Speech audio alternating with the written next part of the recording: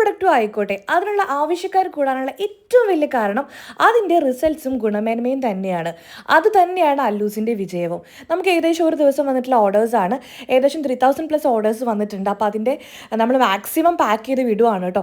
നമുക്ക് ആമസോൺ ആവട്ടെ, അല്ലൂസിൻ്റെ official website വഴി ഇൻ്റർനാഷണൽ ഓർഡേഴ്സ്, അങ്ങനെ ഒരുപാട് ഓർഡേഴ്സ് ഉണ്ട്. ഏകദേശം ഇതൊരു ഹാഫ് മാത്രമാണ്. കാര്യം പെർ ഡേ നമുക്ക് ലിമിറ്റേഷൻസ് ഉണ്ട് അയക്കാൻ വേണ്ടിയിട്ട്. അപ്പോൾ നമ്മൾ റെഗുലർ ബേസിസിൽ തന്നെ പ്രൊഡക്റ്റ് ഡിസ്പാച്ച് ചെയ്യാറുണ്ട്.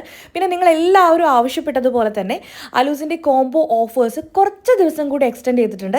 അതിൻ്റെ കാരണവും കൂടെ ഞാൻ ഈ ഒരു വീഡിയോയിൽ ആഡ് ചെയ്തിട്ടുണ്ട് കേട്ടോ. കുറച്ചൊന്നുമല്ല, ഒരുപാട് എൻക്വയറീസ് ആണ് വരുന്നത്.